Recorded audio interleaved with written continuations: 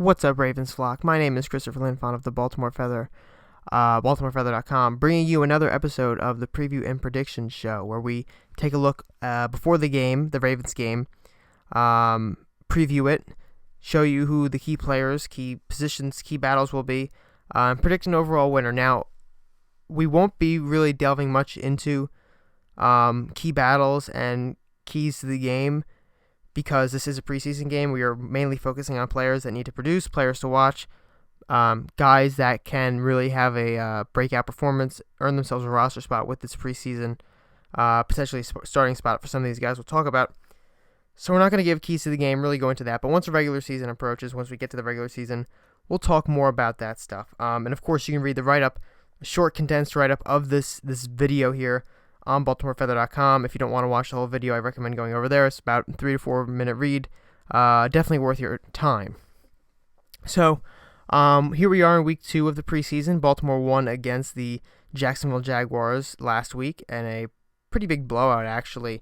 But now they're heading into week 2. Maybe a more tough opponent, in the ones category. The ones, Aaron Rodgers in the offense, all the first stringers for them and their entire defense will play throughout the first quarter.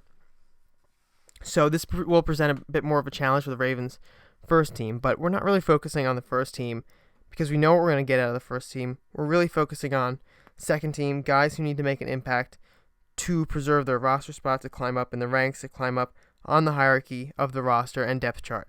So without further ado, we're going to get right into it. And the first player I want to watch on Thursday is Miles Boykin. Now, Miles Boykin, rookie out of Notre Dame, we all know him. He's got great potential for the Baltimore Ravens. He is a possession jump ball guy, but for a jump ball guy, not so great hands. He's got a case of the dropsies. If you've watched or read my Miles Boykin review, you know that he drops a few balls here and there. So that was evident in the first preseason game, especially. Was targeted 9 times, only caught 4 passes. His first half of play, not very good. Lots of drops. But by the second half of the game, he started to improve. We started to see a tremendous amount of potential for Miles Boykin. Great plays here and there. Even caught a touchdown pass from Trace McSorley, although it was ruled back. I believe it was Greg Senat on the offensive line was called for holding. In the preseason, that won't really matter for him, though, because we're looking strictly at the talent evaluation portion of his play, and he played well in the second half. Now, he's got to be more consistent, though. That's the main thing. We don't want him being just a training camp hero for the Baltimore Ravens. We want him developing long-term for them, and I think that we're going to see him take a step in this next preseason game. It would be great, for him to have a solid performance in which he makes no drops. But I think that's too tall a task right now to ask of Miles Boykin. I think he'll still make a drop, maybe 2, but I think he'll have a much more consistent game. You'll see it spread out much more evenly, and it's not going to be the big lights of an NFL game getting him distracted. It's just going to be the normal things that have always plagued him a little bit. But if the Ravens can actually work him to the point where he is no longer a potential dropper on the field, then they're going to have a great wide receiver on their hands for long-term production. Now, moving on to the next player, it's actually another wide receiver, another rookie. It's going to be Antoine Wesley out of Texas Tech. We have to watch Mr. Wesley, and the reason I'm telling you we have to watch Antoine Wesley is because he is locked currently in a battle with Jaleel Scott for basically, unless the Ravens want to cut either Seth Roberts or Chris Moore, which I don't think is going to happen at this rate, basically the final roster spot for a wide receiver. Now, Jaleel Scott has the upper hand. Antoine Wesley, first of all, is an undrafted free agent. The Ravens spent a draft pick on Jaleel Scott. But furthermore, Jaleel Scott caught a ball last week, a pass for 25 yards. Antoine Wesley caught nothing, was targeted once, caught nothing. So Antoine Wesley's really going to have a performance this upcoming week. He's going to have to catch at least one ball, make some plays maybe, and outperform Jaleel Scott to make up for some ground he lost in the first preseason game. It's a long road ahead for these guys.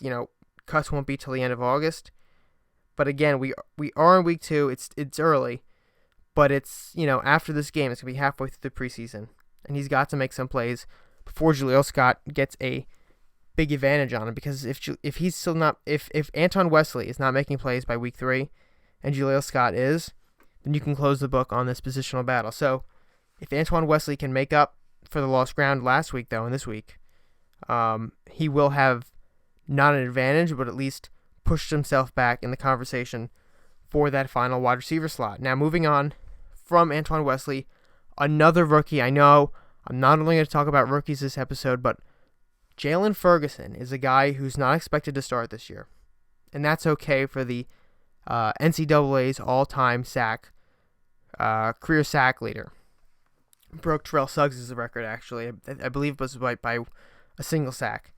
Jalen Ferguson did not do very well in the beginning of training camp, throughout most of training camp. In the first preseason game, he had a couple flashes, decent plays here and there, but it wasn't anything spectacular. But now, as training camp wound down, it's officially over, but they will keep practicing, just not training camp anymore. Jalen Ferguson is kind of emerging.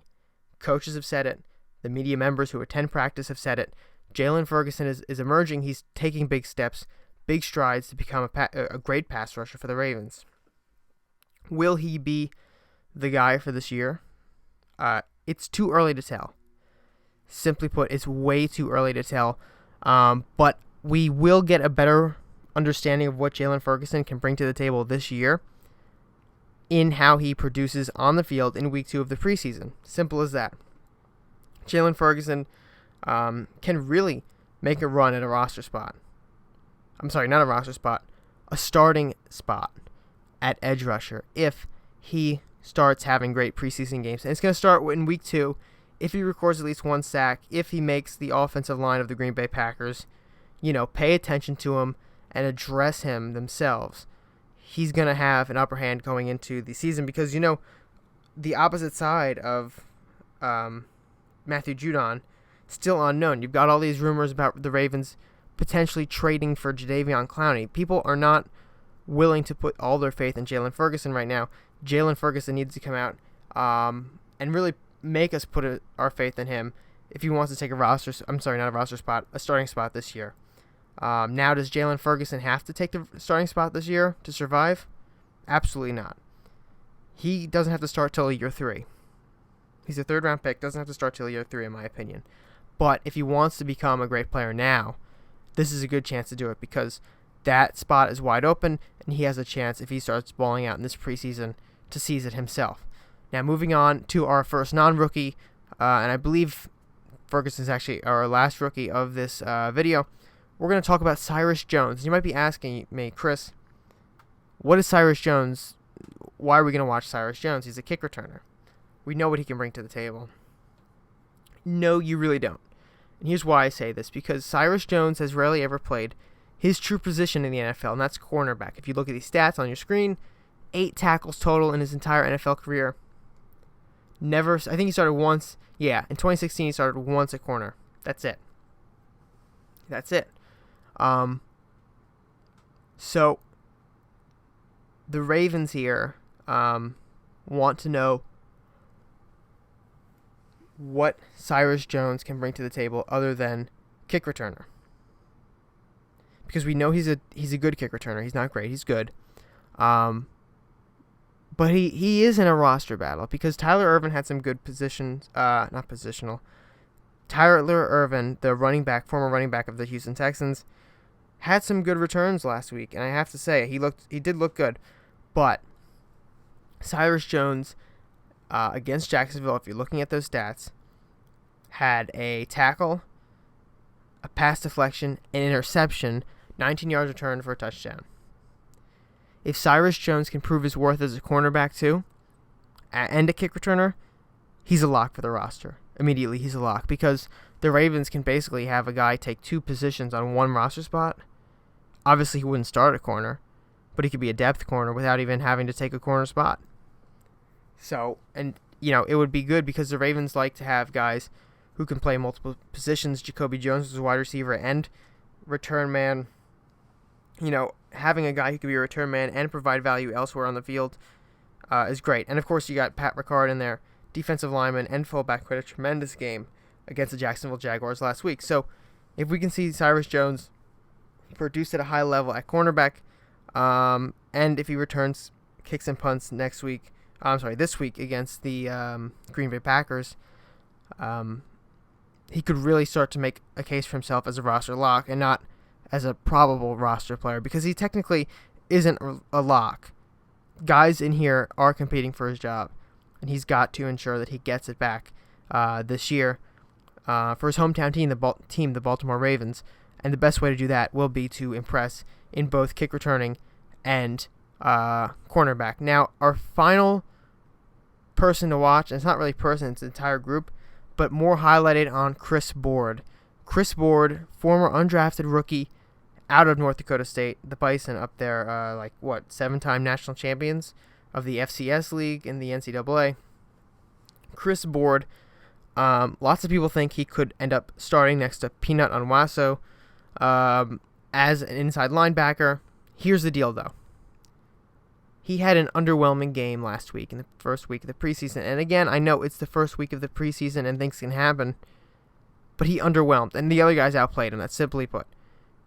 1 tackle versus Peanut's 4 tackles versus Alvin Jones's 4 tackles versus Kenny Young's 6 tackles, sack, and huge hit on Gardner Minshew that broke Twitter. Flat out broke Twitter. Everybody was nuts after that. So he took the stage over Chris Board. Alvin Jones took the stage over Chris Board. Patrick Onwaso took the stage over Chris Board. Chris Board, the man that a lot of people think could start, is left in the dust in the first preseason game. And look, he is fighting for a roster spot. I think he'll make the roster. I think the Ravens might actually keep all 4 of these guys. It's very possible, especially if Cyrus Jones can be a backup corner and return man. They wouldn't have to, potentially keep an extra corner depending on who they want to cut in there. Maybe Maurice Kennedy or somebody like that. Not suggesting they do that right now. It's too early.